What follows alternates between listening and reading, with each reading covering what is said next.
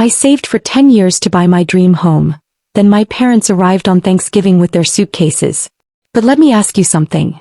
What would you do if the parents you spent your entire adult life helping suddenly showed up at your front door, carrying everything they owned because they had already decided your home was now theirs?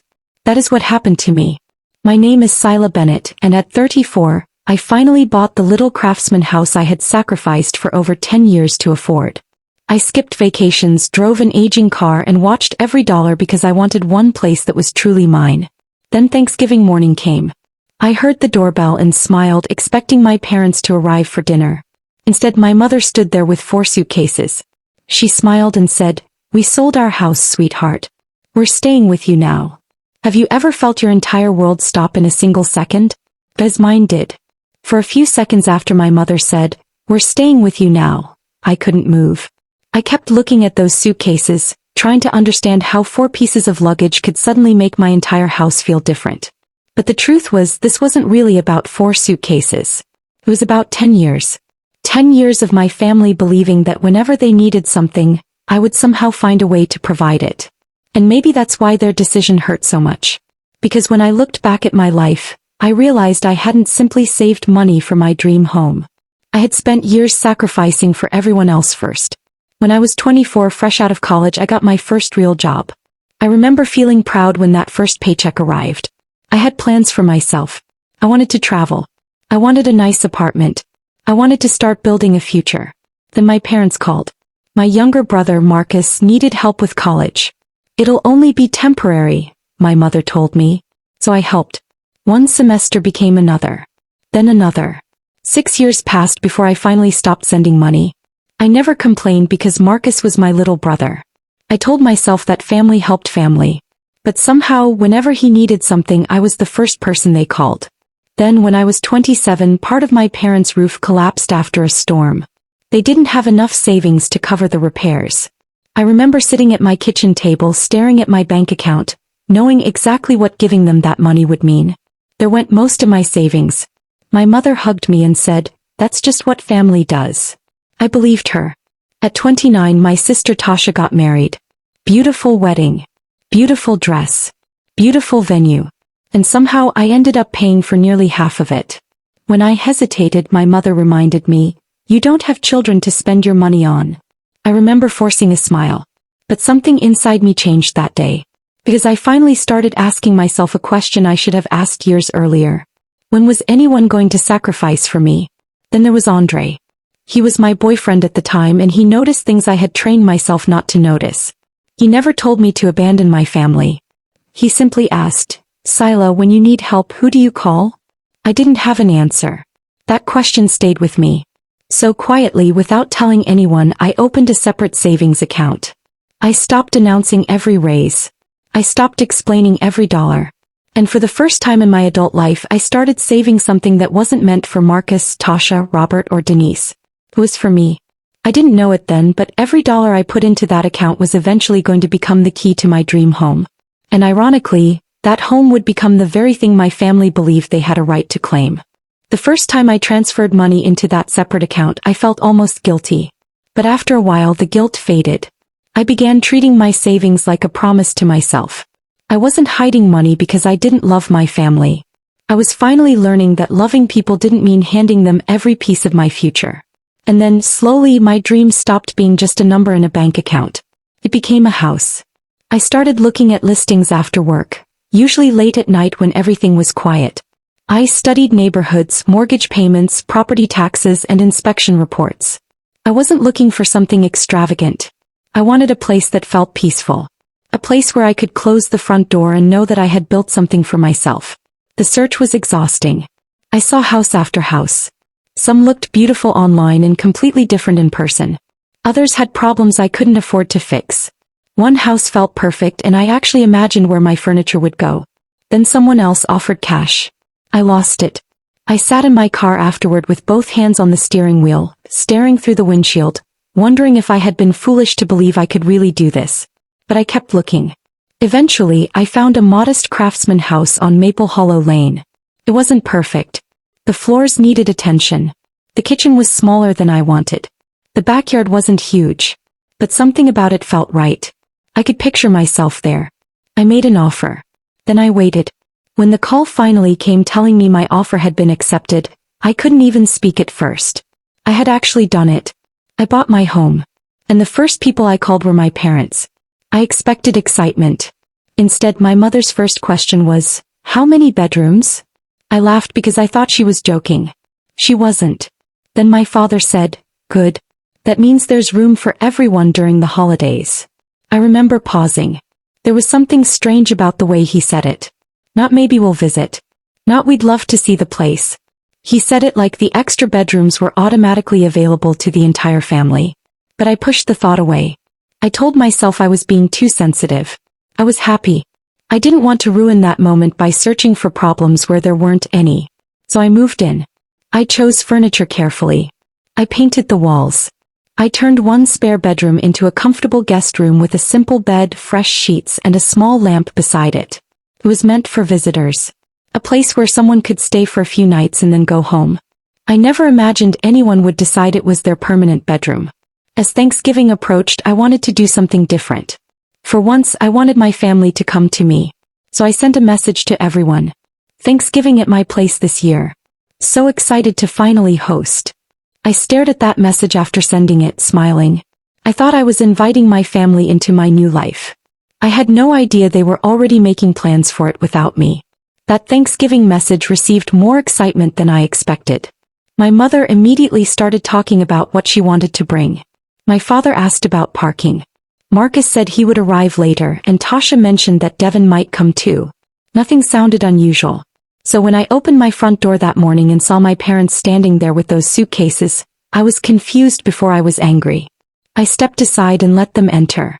My mother rolled one suitcase across my hallway as though she had been living there for years. Then she finally explained. They had sold their Raleigh house 2 weeks earlier. 2 weeks. And apparently they had never considered telling me because, according to my mother, there was no reason to worry you before everything was settled. I stared at her.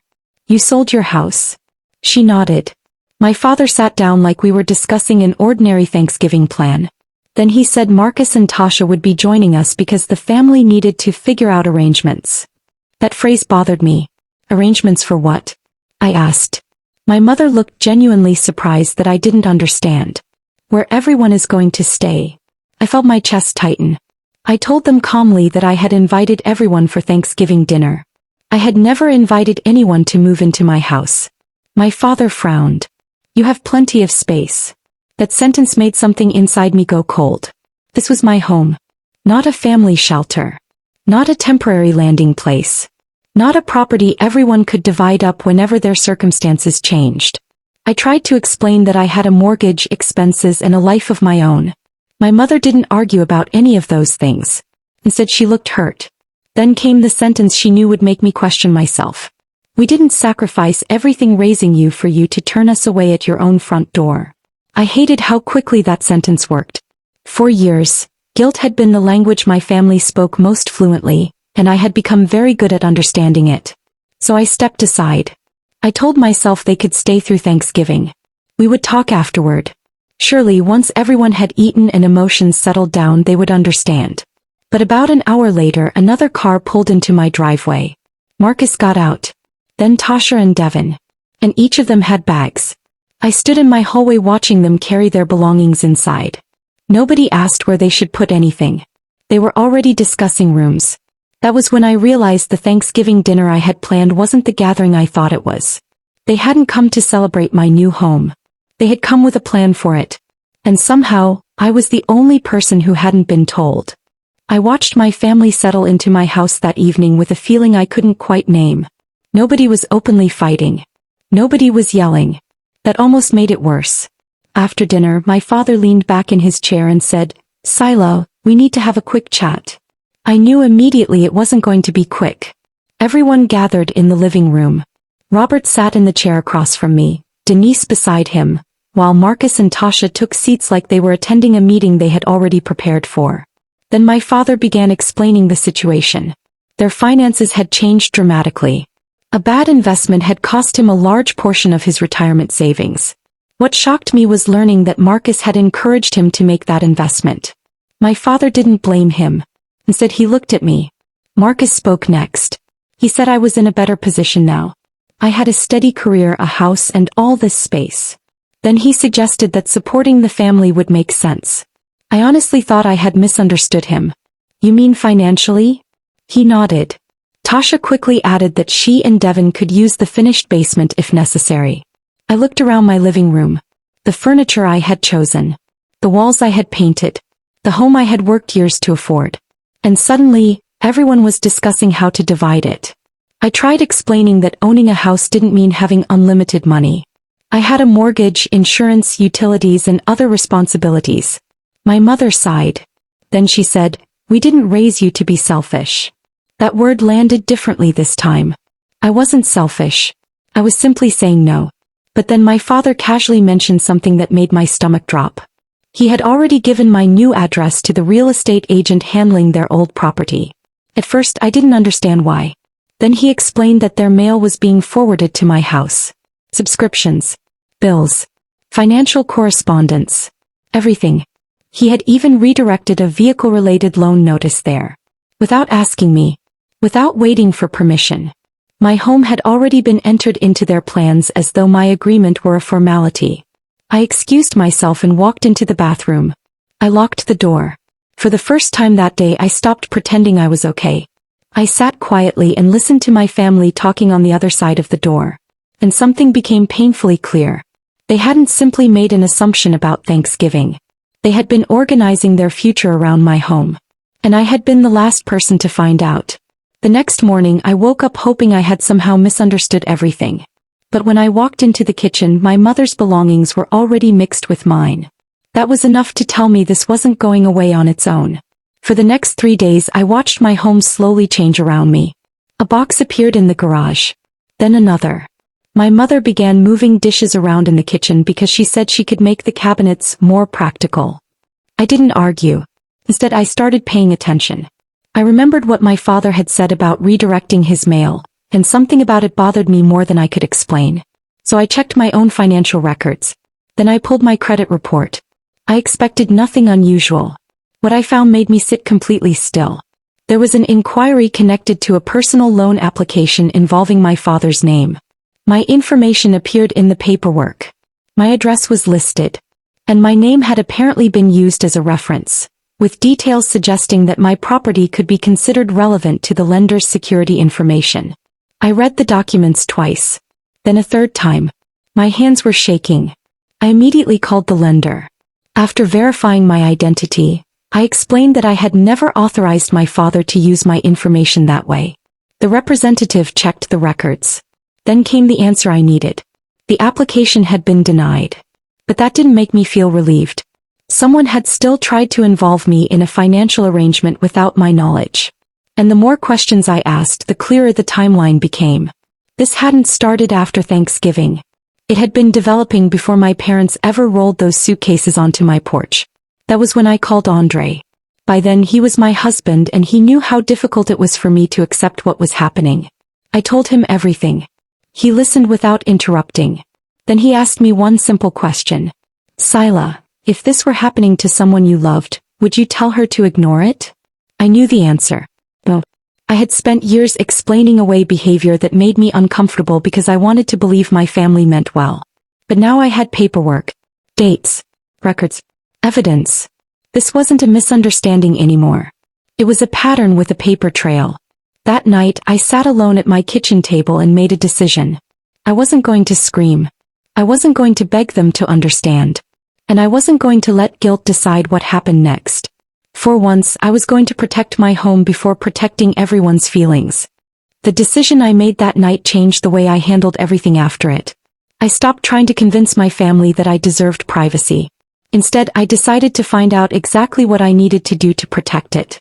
The following morning, I scheduled a private meeting with a real estate attorney named Patricia Okafor.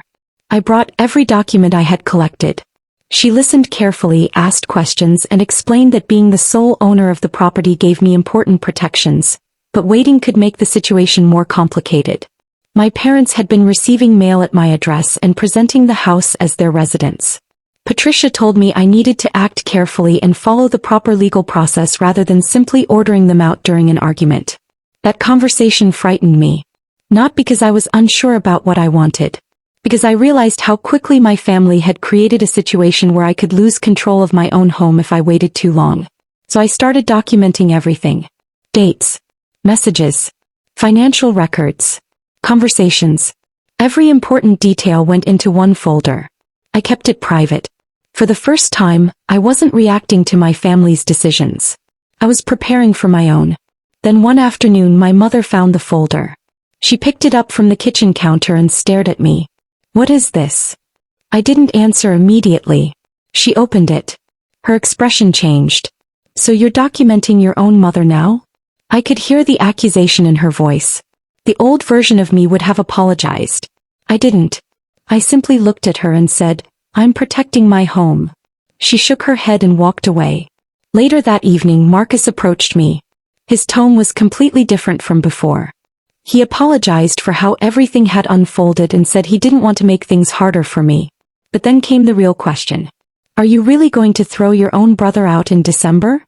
There was again. The guilt. The expectation that if someone made me feel bad enough I would surrender my boundary. This time it didn't work.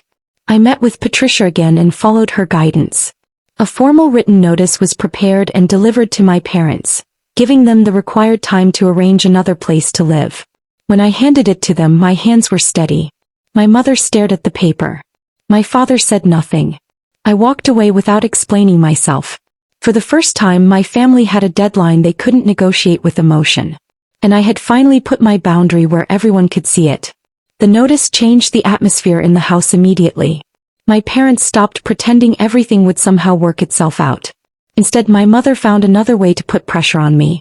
She began calling relatives. Within days I started receiving messages from people I barely spoke to anymore. Aunt Yvonne was one of the first. I expected another lecture about family loyalty. Instead she asked me quietly, "Sila, can we talk?" I agreed. She told me my mother had described me as cold, ungrateful, and unwilling to help my own parents.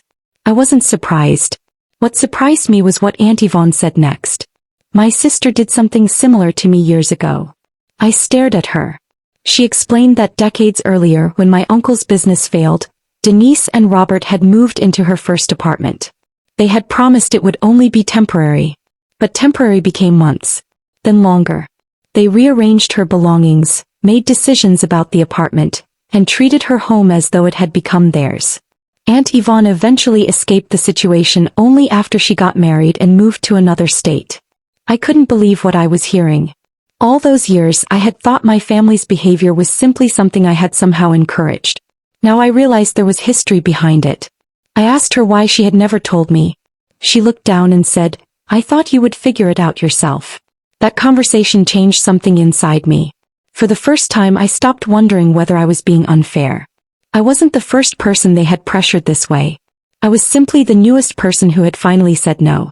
Then another piece of evidence arrived. The lender who had reviewed the earlier application contacted me directly. They needed written confirmation that I had never authorized the use of my information. After I responded, they sent me documentation confirming the details of the attempted application. I printed it. Then I placed it beside the documents Patricia had helped me organize. Now I had something my family couldn't dismiss as emotion. I had records. And I had Aunt Yvonne's story. That evening I looked at everything spread across my dining table.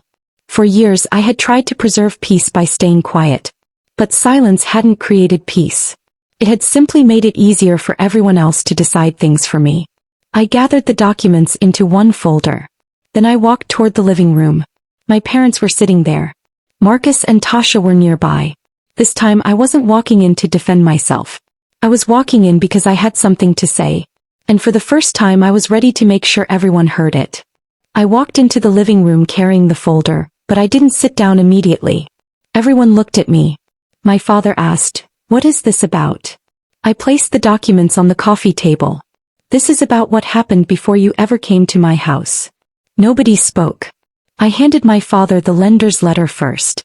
I explained exactly what the lender had confirmed and made it clear that my name and address had been used without my permission. My father barely glanced at the pages.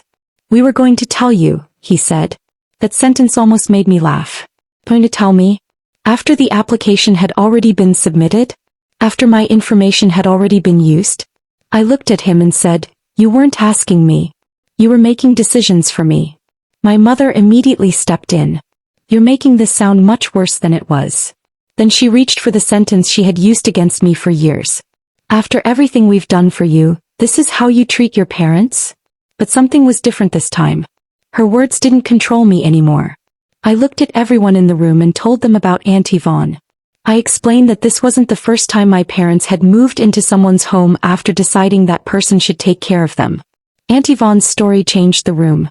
Marcus looked at my mother. Tasha looked at my father. Neither of them seemed prepared for that part. Marcus finally asked, "Is that true?" My parents didn't answer. And that silence said more than an argument could have. For years, my siblings and I had experienced our family differently. But suddenly, they were hearing the part of the story they had never been told. Tasha lowered her eyes. Marcus leaned back, looking uncomfortable. The united front my parents had relied on was disappearing. I took a breath. Then I said the words I had been afraid to say for most of my life. I am not the family bank, and this house is not collateral for anyone's mistakes, including mine for staying quiet this long. My mother started crying. My father became angry. But I didn't raise my voice.